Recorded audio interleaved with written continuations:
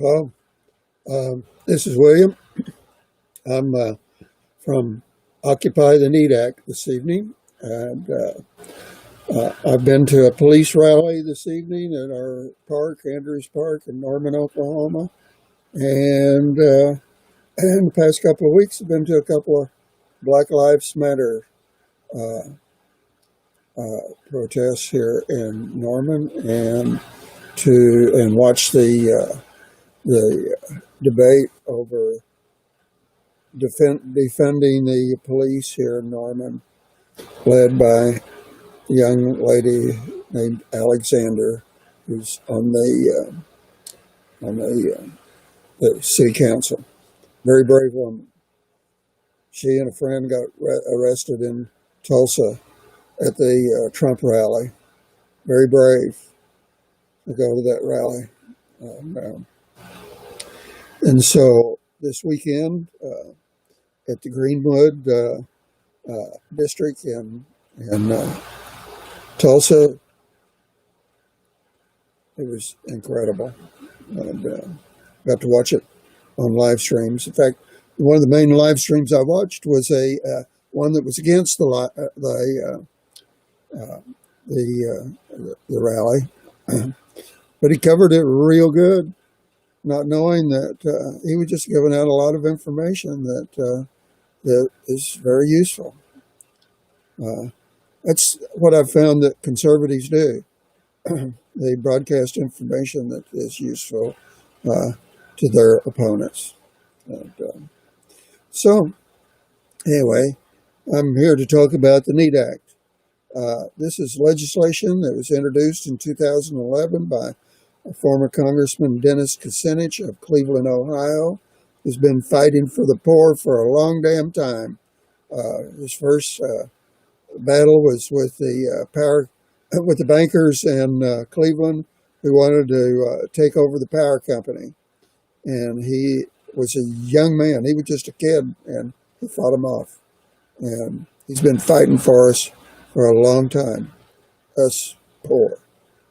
And now, at Occupy NEAT Act, at Occupy Wall Street, I was looking at seeing what was going on in Occupy Chicago, because I have grandchildren that live there, and was interested to see what was going on in their town. And sure enough, I came onto an economics teach-in, and it was live streamed, so I watched it and videoed some of it. I wish I had videoed all of it, because one of the main speakers said some things that we all need to know about Hamilton and George Washington. And anyway, there was two teachers at the economics teach-in. One of them was a professor like I had at the University of Oklahoma back in the 60s, when I got a degree in money and banking and economics. And she bored me to death. Went to sleep. And then finally, this little guy got up named Zarlinga, Stephen Zarlinga, author of the Lost Science of Money. Maybe I should put that up there right here. The Lost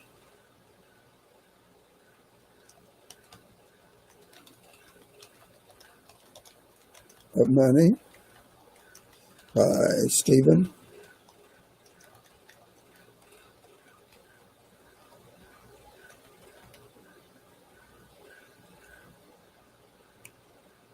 There we go. And there it is, and we'll show it. There you go. Lost Science of Money by Stephen Zarlinga. It's the most comprehensive history of money that has ever been written. And he lays out the history of money from the early philosophers, Socrates, Aristotle, and who said, if you think we need the gold standard, Aristotle knew that we didn't need the gold standard, and knew that money was a creation of law, not of a commodity. And, and so forget about the gold standard if you think about it. And anyways, this book, The Lost Science of Money, and a group of us studied this book for 2 years. And this group, this study that we did was all videoed, and the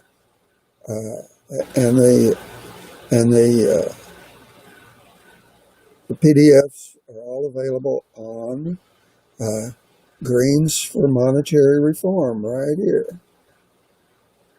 There you go. You can go to greensformonetaryreform.org and see what we studied in each one of the sessions as we went through this book chapter by chapter for 2 years. We met every month for a couple of times. And so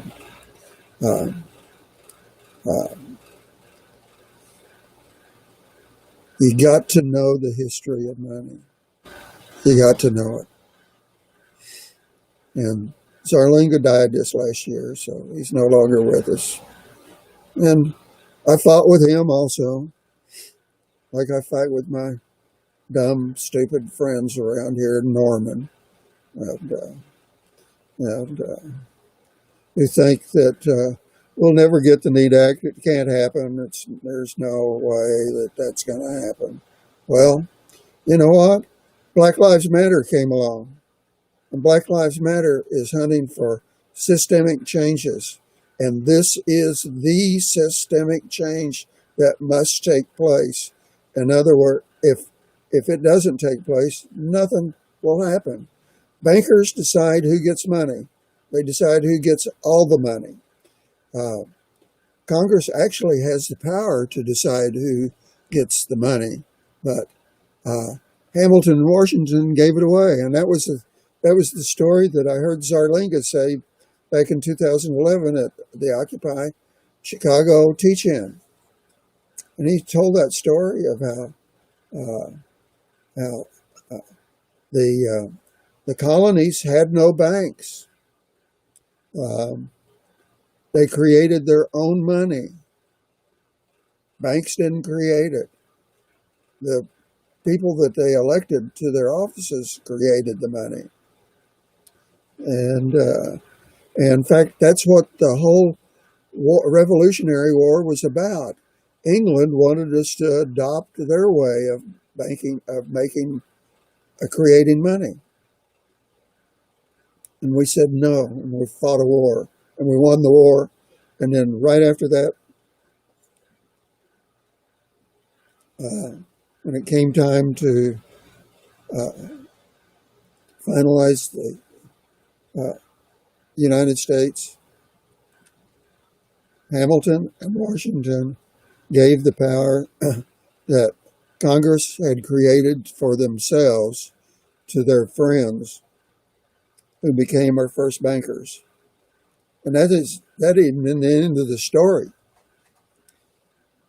These people knew that Congress was going to buy back all the debt issue certificates of the colonies that the merchants and the workers and the farmers had put their life savings into and bought. And they thought that they were worthless. And Hamilton and Washington's friends knew that they weren't, that they were going to be bought by Congress for face value. They sent their people out into the colonies to buy these certificates up for pennies on the dollar.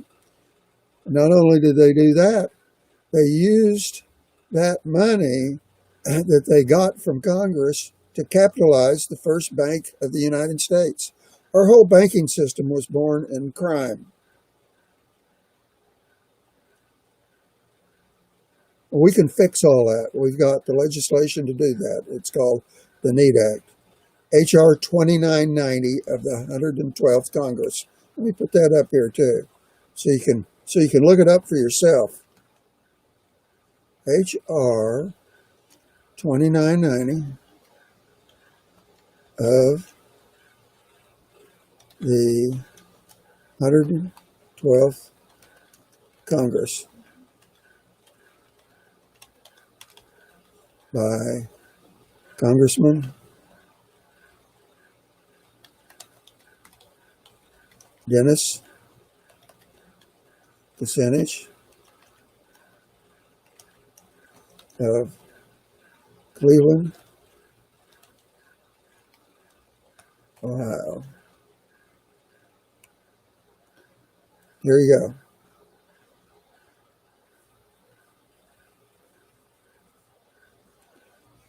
Dennis Kucinich, good man. And, so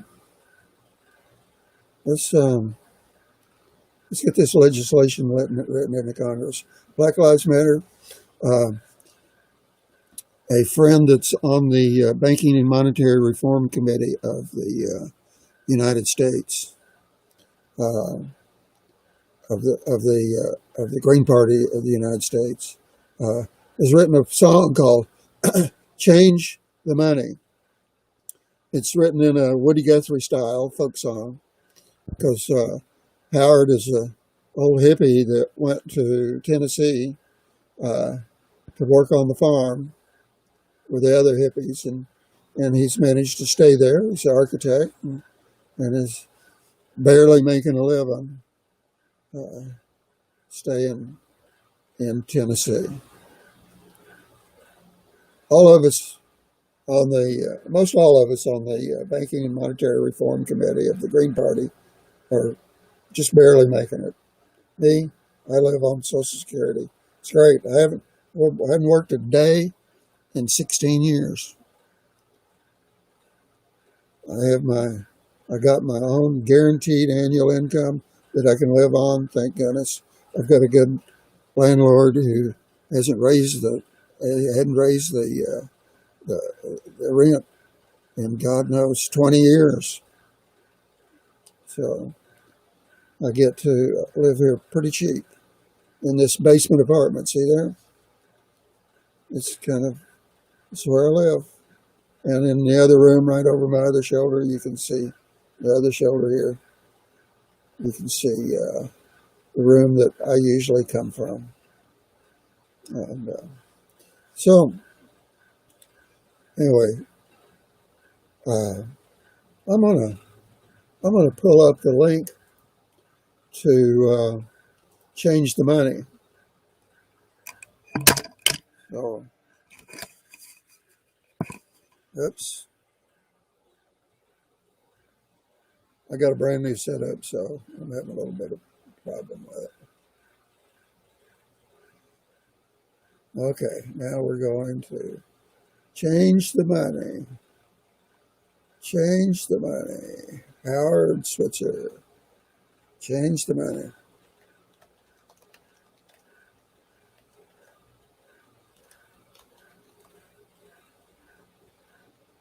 Here we go. Let's see if I've got him. There we go. Yeah. Okay. Do that. Well, shit. Sorry, I keep dropping you. I gotta make sure I don't run over the cord to the camera.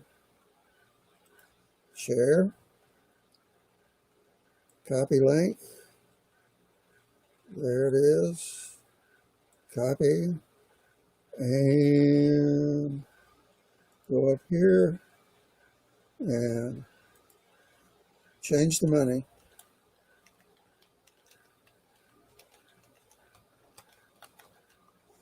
Okay, link.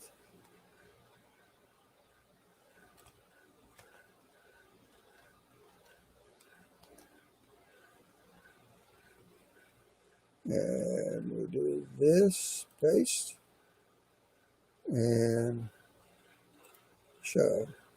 Yep. Here we go.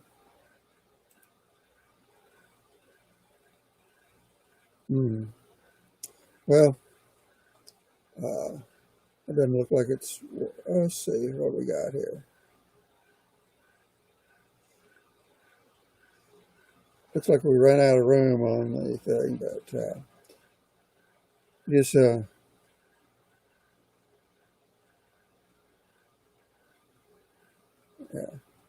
just send me a message on Facebook or Twitter, wherever you're watching me, and I'll give you a link to the song. Now, the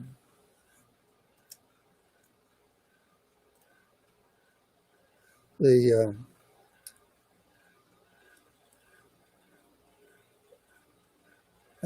the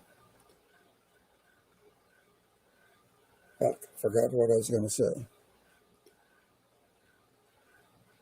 Anyway,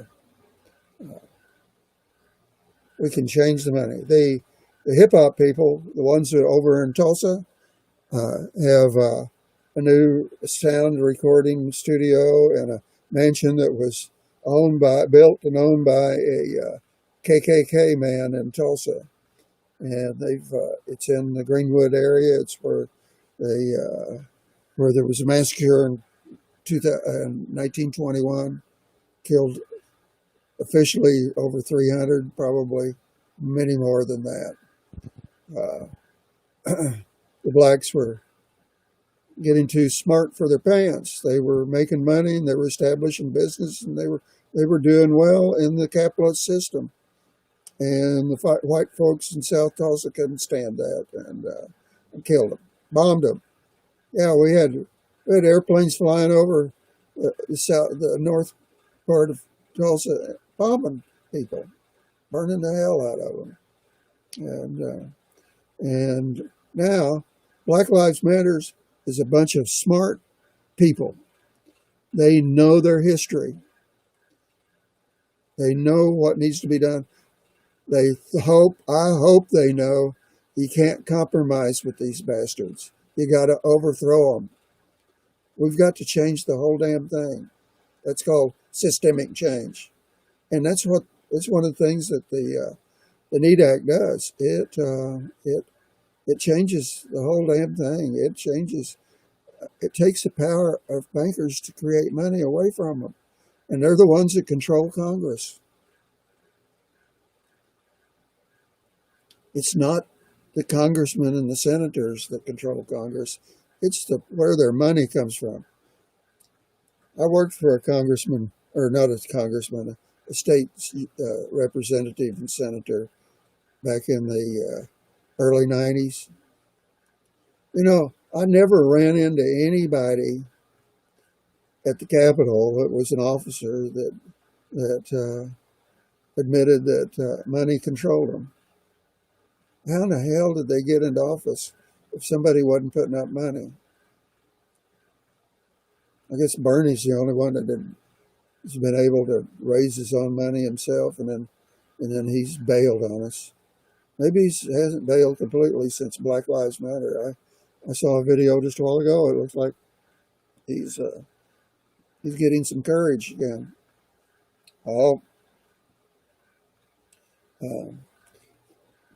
Anyway, we can take the power, and that's what this is all about. It's about power. It's who has power. So, Black Lives Matter. Send me a message, and I'll give you a link to this song that Howard wrote. And he lives in Tennessee. He's an old hippie, and so he's written a song like old Woody Guthrie would have written. And Howard is on the committee. He's a key member and thinker in monetary control or monetary reform. In fact, I first met him in Chicago, and he walked up to me, and you'll see his picture when you look at the video. And I thought, who the fuck is this old hippie? I don't want to talk to him. Well, guess what? I did want to talk to him, and do want to talk to him, and we do talk. And there's a meeting every Thursday night with him right in the middle of it. Him and another old guy named Joe Bongiovanni from Virginia. Yeah. You write me and I'll give you a little link to what he said right in front of the Federal Reserve. Everything ought to be free. Money ought to be free. Yeah, money should be free. It's There's no reason to pay the damn bankers. Our banking system all came from Venice by way of Portugal and Spain to the Netherlands, and from the Netherlands to England, and then the English wanted us to adopt their system, and it's pretty much worked out that way. We've pretty much got their system, but it took them a long time, and we can take it away from them. It's Federal Reserve System. Take it away from the bankers and put it into the Treasury where it belongs, where we even think it belongs to this Federal Reserve system. It's nothing federal about it. It's owned by the banks, and one bank owns almost all of it. J.P. Morgan Chase owns almost 50% of the Federal Reserve. You think they don't have power? We can take that all away from them.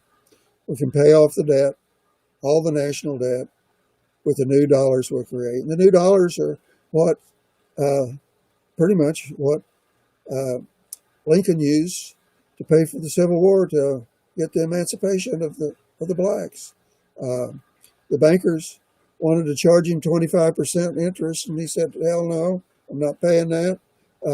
Some congressmen got together, created the legislation, and the Greenback was created, which was creating money as an asset, not as a debt. The bankers haven't liked that, and they've managed to get rid of it. It's gone, but we can bring it back with the NEAT Act.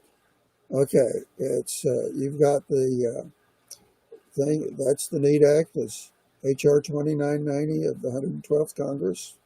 Okay, and so I think I'll end this thing now. I've been on here too much, but I'm glad that you watched. Hope you've learned some things. I hope I've given you some links where you can go to and there, try that one, neatact.org.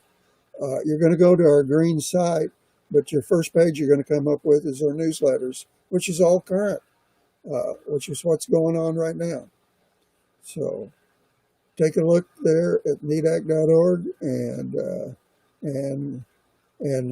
go to hashtag Occupy the NEAT Act on Twitter, and you'll find a lot of things about the NEAT Act. Bye now. I'm glad that you watched, and I hope it broadcast. I think it did. So let's see if I can finish. Bye now. Take care. Be careful. Wear your mask when you're handling things. Wear those latex gloves. This goddamn virus is not over. Bye now.